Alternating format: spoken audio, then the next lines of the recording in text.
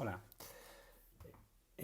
Bueno, he hecho un vídeo un poco para tratar de comentar cómo se podría hacer el aislamiento de una forma más o menos sencilla en la residencia, en una residencia, vamos, en un grupo de residencias, ¿vale?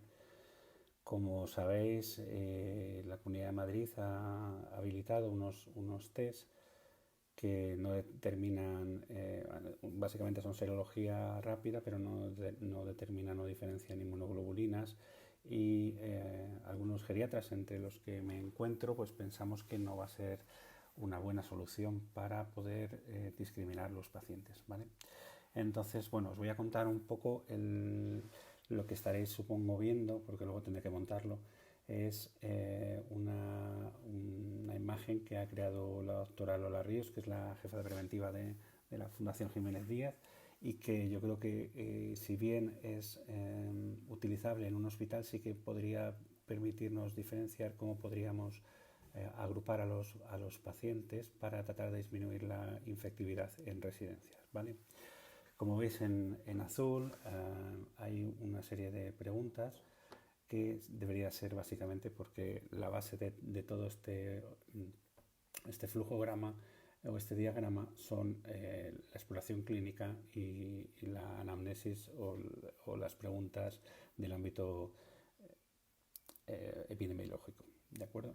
Entonces, por empezar, empezamos por la parte de la izquierda. La primera pregunta que deberíamos hacer a los pacientes es si ha sido diagnosticado de COVID, ¿vale?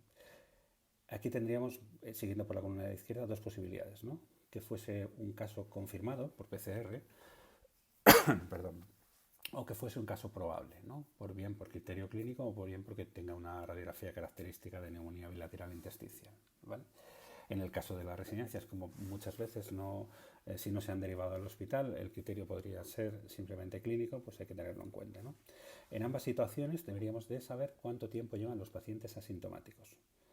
Si ha sido un caso confirmado o probable y el paciente está asintomático, más de 14 días, lo deberíamos de considerar un COVID resuelto y estos podrían ir a cualquier zona. Cuando hablo de cualquier zona, es cualquier zona dentro de la residencia, dentro del hospital o en el caso de que fuésemos capaces de separar a los pacientes por residencias, de afectados no afectados, este podría ir a cualquier residencia, ¿vale?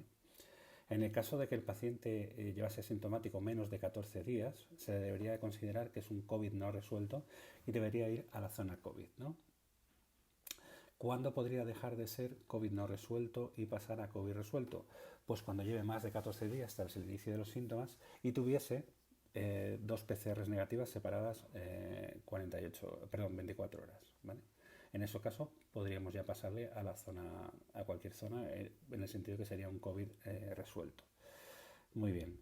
Siguiendo por el flujograma, iríamos a la pregunta número 2, que en vez de ser un caso confirmado o probable, fuese un caso posible, es decir, que fuese una insuficiencia respiratoria leve en la que no tuviésemos PCR. Muy bien. En esto sería el caso adecuado para saber cronológicamente cuánto tiempo lleva con los síntomas para o bien hacer PCR o bien hacer serología. Si el paciente lleva más de 6 días desde el inicio de los síntomas, debería hacerse una serología. La serología, como sabemos, nos permite diferenciar la presencia de inmunoglobulinas, fundamentalmente IgG e IgM, ¿no?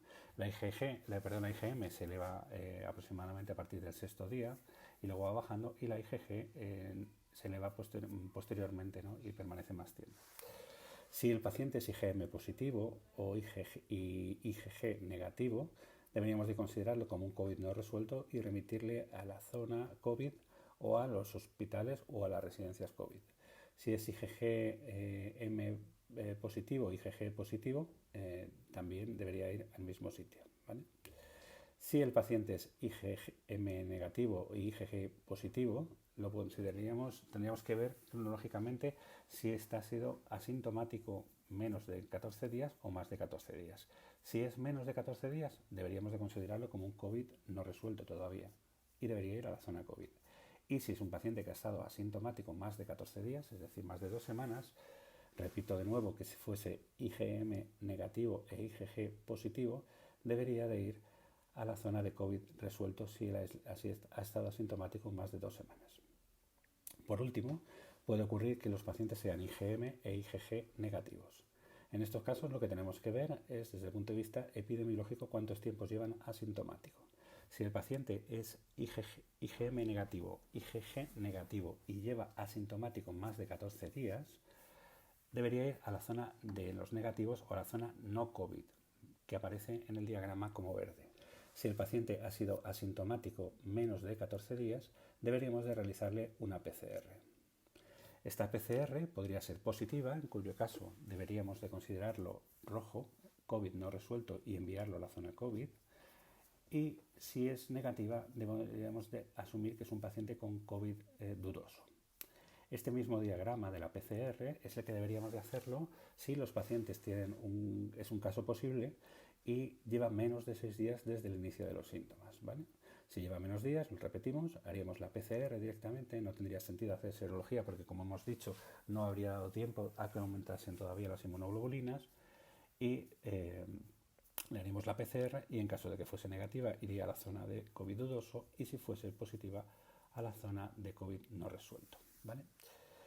Siguiendo por arriba, si el paciente, a la primera de las preguntas, si había sido la tercera de las preguntas sería que si el paciente había estado en contacto estrecho con un caso clínico probable confirmado en los últimos 14 días. Si la respuesta a esta pregunta es sí, los pacientes deberían estar en la zona intermedias, en habitación individual, ¿vale? Y podrían mezclarse con los COVID resuelto, que, como hemos comentado anteriormente, pueden mezclarse con cualquiera de los grupos, ¿vale? Si la respuesta a las 3 preguntas, es decir, no han sido diagnosticados de COVID, ¿vale?, no es un caso posible y no ha estado en contacto estrecho con casos clínicos, estos pacientes se considerarían negativos e irían a una zona no COVID. Muy bien. ¿Por qué es importante separar a los pacientes en al menos 3 grupos, ¿no?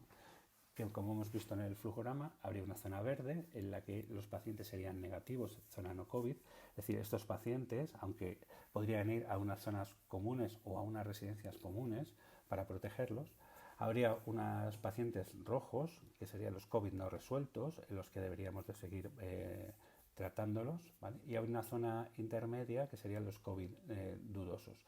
Y así disminuiríamos la difusión de la enfermedad. Esto es muy importante si los tenemos en la misma ubicación, sobre todo porque también los EPIs que van a precisar son diferentes, ¿vale? Lo ideal es que en una residencia en la que juntásemos a todos los negativos, a todos los verdes, ¿vale?, fuésemos una zona no COVID, lo ideal es que los cuidadores o los asistentes o los profesionales que les atienden hubiesen pasado ya la enfermedad, fuesen COVID resuelto, ¿vale? Pero si no es así la situación, los pacientes todos deberían de llevar mascarilla quirúrgica y los cuidadores deberían de llevar mascarilla quirúrgica y gafas, ¿vale? En este caso no sería necesaria la bata, ¿de acuerdo? En el caso de los pacientes que vienen en el diagrama azules, que son los COVID dudosos, en estos casos, ya como hemos comentado anteriormente, deberían estar en una zona solos o bien con COVID resueltos, ¿vale? Aquí es imprescindible entender que los cuidadores deberían de llevar gafas y mascarillas, ¿no?, pero que deberían de llevar también bata, y esa bata deberían de cambiársela cada vez que fuesen de un paciente al otro, por el riesgo y para así evitar contagiarles, ¿no?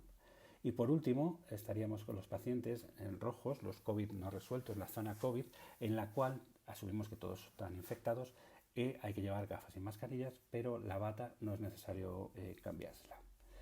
Creo que este flujograma es complicado cuando la primera vez que lo ves, pero una vez que se explica es bastante sencillo. Creo que es una forma muy buena de poder aislar a los pacientes y, como evidentemente en la Comunidad de Madrid y en toda España todos sabemos que las residencias tienen mucha variabilidad, creo que lo más razonable sería poder hacer residencias para COVID, residencias no COVID y el resto usarlo para casos dudosos, ¿no?, porque así podríamos utilizar también el recurso de las EPIs. Seguro que en alguna cosa me puedo haber equivocado.